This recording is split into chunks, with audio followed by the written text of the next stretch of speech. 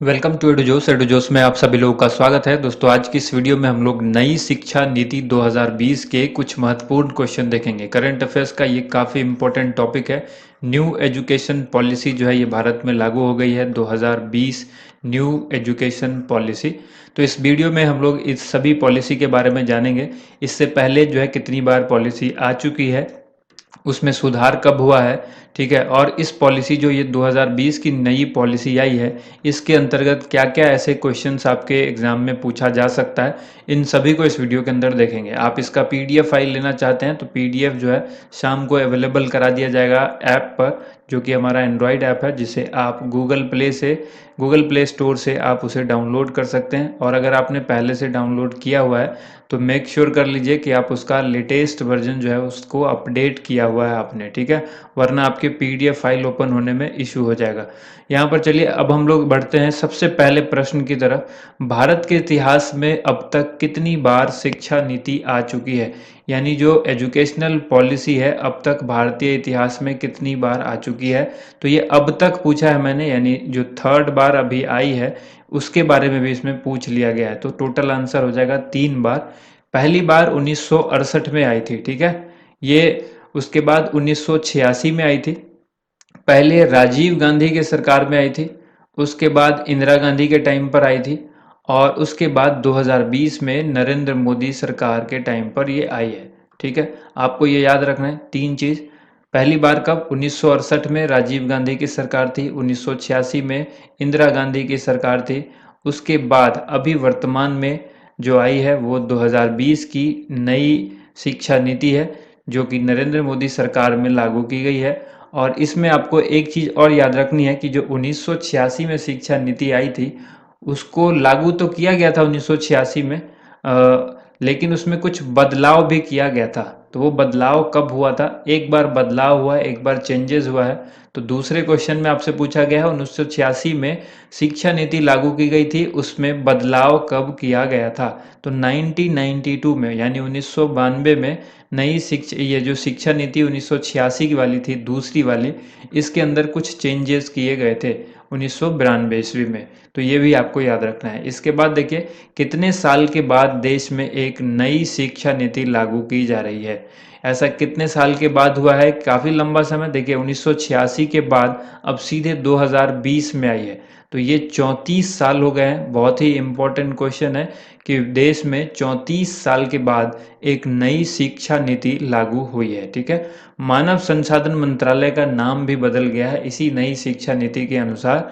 मानव संसाधन विकास मंत्रालय जो होता है उसका नाम, यानी ये एचआरडी मिनिस्ट्री जिसको कहते हैं, human resource and development ministry, इसको अब एजुकेशन मिनिस्ट्री कर दिया गया है, यानी शिक्षा मंत्रालय कर दिया गया है, ठीक है। तो याद रखिएगा अब एचआरडी मिनिस्टर नहीं होंगे, अब होंगे शिक्षा मिनिस्टर, यानी शिक्षा मंत्री, यानी कि एजुकेशन मिनिस्टर। तो यहाँ पर अभी भारत में शिक्षा मंत्रालय के मंत्री कौन होंगे? तो ये जो शिक्षा मंत्रालय किया गया है इसके मंत्री कौन है? रमेश पोखरियाल निशंक, ठीक है। याद रखिएगा ये बहुत ही इंपॉर्टेंट क्वेश्चन है आपके करंट अफेयर्स के लिए। किसकी अध्यक्षता में विशेषज्ञों की एक समिति ने नई शिक्षा नीति 2020 का मसौदा तैयार किया था? देखिए ये जो अगर किसी की अध्यक्षता में ये पूरी कमेटी, किसी की तो कमेटी होगी जिसकी अध्यक्षता में इसको पूरा मसौदा तैयार किया गया है, उसमें जो मांगे रखी गई थी, क्या क्या चेंजेस होने चाहिए नई शिक्षा नीति में, क्या क्या होना चाहिए, तो वो सब हुआ है के कस्तूरी रंगन की अध्यक्षता वाली समिति में, ठीक है। तो आपको याद रखना है किसकी अध्यक्षता में विशेषज्ञों की एक समिति ने नई शिक्षा नीति का मसौदा तैयार किया था? तो आंसर होगा के कस्तूरी रंगन। बहुत ही इंपॉर्टेंट और फेमस नाम है, इसको आप याद रखिएगा। नई शिक्षा नीति में किस क्लास तक मातृभाषा, यानी जो मदर टंग है, मदर लैंग्वेज जिसको आप कह लें, मातृभाषा जो हमारी हिंदी है, ठीक है, तो इसको किस कक्षा, नई शिक्षा नीति में किस क्लास तक, यानी किस कक्षा तक स्थानीय या क्षेत्रीय भाषा में पढ़ाई का माध्यम रखने की जो बात कही गई है। यानी मातृभाषा भी होनी चाहिए, स्थानीय या क्षेत्रीय भाषा में वहाँ पर पढ़ाई होगी इस नई शिक्षा नीति के अनुसार। तो ये 5वीं क्लास तक ऐसा कहा गया है, ठीक है। आगे भी इसको जारी रखा जा सकता है, लेकिन यहाँ पर बाउंडेशन नहीं है, लेकिन 5वीं क्लास तक ये जो है अनिवार्य कर दिया गया है। इसके बाद है विदेशी भाषाओं की पढ़ाई किस लेवल से होगी? विदेशी भाषा, जो फॉरेन लैंग्वेज है उसकी जो पढ़ाई है वो किस लेवल से होगी, सेकेंडरी लेवल से होगी, ठीक है। और देखिए जो भाषा है उस पर किसी तरह का दबाव नहीं होगा, आप किसी भी भाषा को चुन सकते हैं, ऐसा कोई दबाव प्रेशर नहीं होगा भाषा के लिए। अगला जो यहाँ पर देखिए प्रश्न है वो है किस साल तक स्कूली शिक्षा में 100% GER, यानी जिसका मतलब होता है ग्रॉस एनरोलमेंट रेशियो।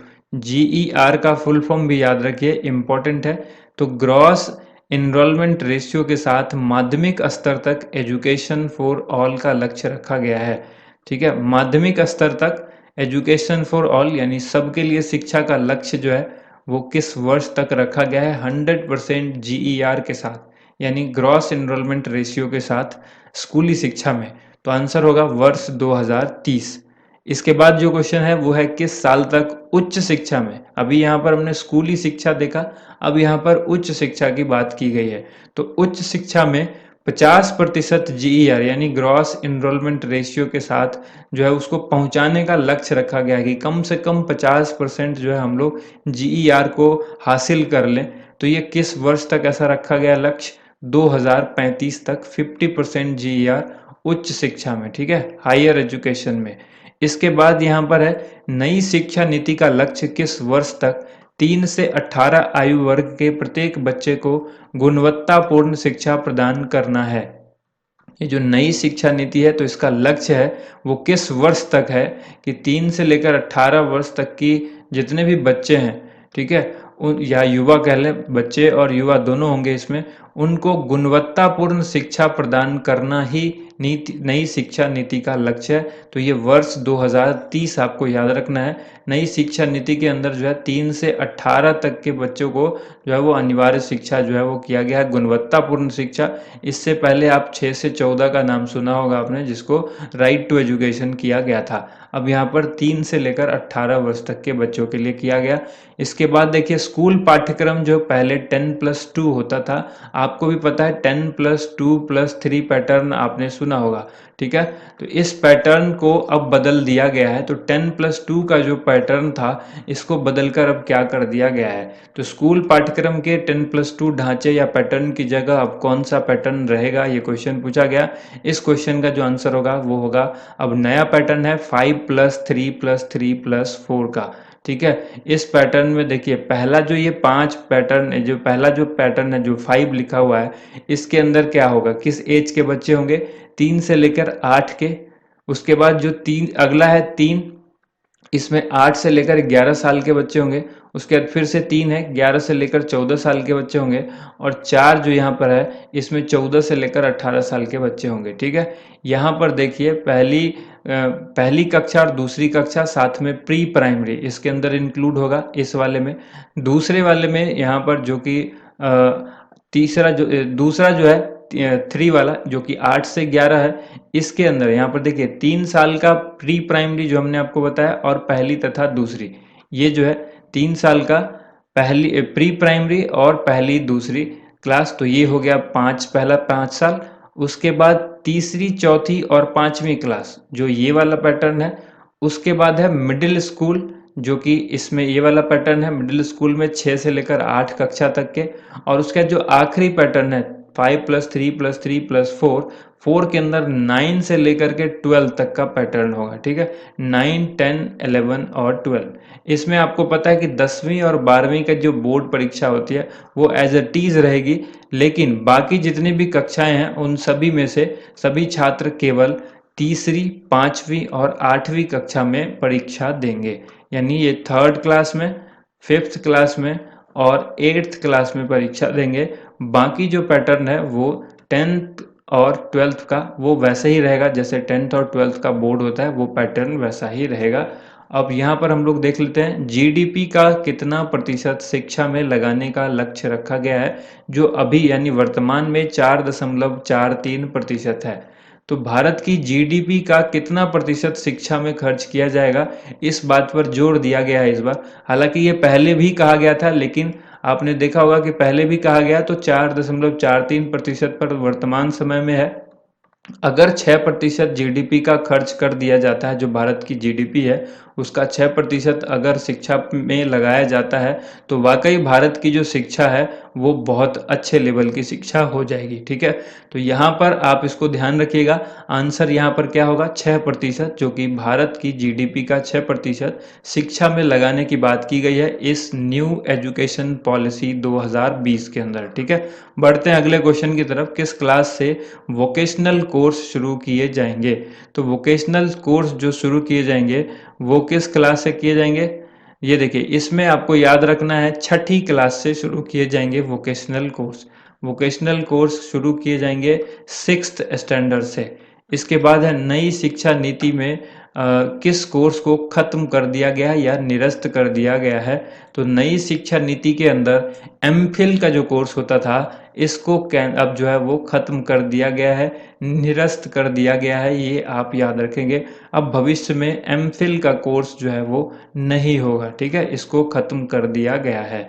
अब यहाँ पर देखिए, नई शिक्षा नीति के अनुसार अब पीएचडी करने के लिए क्या अनिवार्य कर दिया गया? अगर कोई पीएचडी करना चाहता है तो उसको 4 साल की स्नातक डिग्री यानी ग्रेजुएशन उसको 4 साल का करना होगा। अब तक आपने सुना होगा कि नॉर्मली जो है वो 3 साल का ग्रेजुएशन होता था। अब यहाँ पर कुछ चेंजेस किया गया है कि ग्रेजुएशन की अवधि जो है वो, एक क्वेश्चन देख लेते हैं उसके बाद हम इस पर चर्चा करेंगे। नई शिक्षा नीति के अनुसार अब स्नातक कितने वर्ष का कर दिया गया है? 3 और 4 वर्ष दोनों का ही स्नातक होगा। इसमें खासियत क्या है ये आप समझ लीजिए। 3 वर्ष का स्नातक उनके लिए होगा जो पढ़ लिख कर सीधे नौकरी करना चाहते हैं। ठीक है, उनके लिए 3 साल का स्नातक होगा। 4 वर्ष का स्नातक उनके लिए होगा जो पढ़ कर के आगे शोध करना चाहते हैं, जैसे रिसर्च करना चाहते हैं, पीएचडी करना चाहते हैं, ये उनके लिए है। वो 4 वर्ष का उनको आप जो है वो ग्रेजुएशन करना होगा, स्नातक करना होगा। अच्छा, इसमें एक नई चीज़ आ गया है कि जब आप ग्रेजुएशन कर रहे हैं, जैसे कि आप बीटेक कर रहे हैं या बी कर रहे हैं, 4 साल का ये अवधि होता है। इसमें से अगर आप पहला साल कंप्लीट कर लेते हैं और किसी कारण से दूसरे साल में आप नहीं जा पाते हैं, आपको पढ़ाई छोड़नी पड़ जाती है, तो अब ये फ्लेक्सिबल कर दिया गया है कि पहले साल के बाद जो है आपको, वैसे ये जो 1 साल था ये आपका बर्बाद हो जाता था, आपको कोई सर्टिफिकेट, कोई डिप्लोमा, कोई भी चीज़ नहीं मिलती थी, आप इस बेसिस पर कुछ भी नहीं कर सकते थे।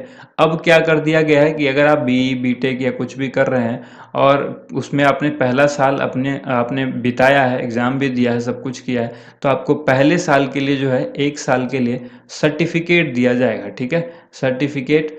दूसरा साल अगर आप पूरा कर लेते हैं, यानी पहला और दूसरा दोनों करते हैं, 2 साल अगर आप पूरा करते हैं तो फिर आपको क्या दिया जाएगा, डिप्लोमा दिया जाएगा। इसको भी याद रखिएगा, बहुत इंपॉर्टेंट है।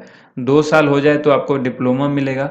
उसके बाद 3 और 4 साल जो पूरा कोर्स कहलाएगा, पूरे 3-4 साल जो आप पूरा कर लेते हैं तो फिर आपको वहाँ पर डिग्री दी जाएगी। ये आपको याद रखना है। ठीक है, तो ये 3 तरह के ये जो चेंजेस हुए हैं ये बिल्कुल फ्लेक्सिबल है।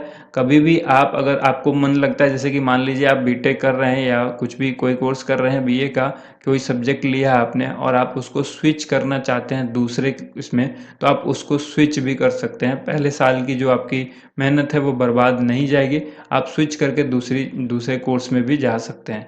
अच्छा, एक खास बात यहाँ पर आपको ये भी याद रखना है, अभी आपने नाम सुना होगा AICTE का, UGC का, ठीक है, NCVT का। तो इस तरह के कई सारे जो अलग अलग जो इकाई हैं एजुकेशन के अंदर, इन सब को मिला करके जो है एक सिंगल ऑटोनोमस बॉडी बनेगा। ठीक है, और वही उसको सब कुछ देख रेख करेगा। तो ये भी बहुत अच्छी बात है। आप इन सभी चीज़ों को ध्यान में देखते हुए इस सारे क्वेश्चंस को एक बार रिपीट करें। PDF फाइल आप हमारे ऐप से इसे डाउनलोड कर लें, ये PDF में अवेलेबल है ऐप के अंदर। जो हमारा एडुजोस का ऐप है, आप प्ले स्टोर से इसे सर्च करके भी डाउनलोड कर सकते हैं। डिस्क्रिप्शन में हमने लिंक दिया है, वहाँ से भी आप इसे डाउनलोड कर सकते हैं। तो उम्मीद करते हैं वीडियो आप सभी को अच्छी लगी होगी। वीडियो को लाइक एंड शेयर जरूर कीजिएगा। Thank you so much.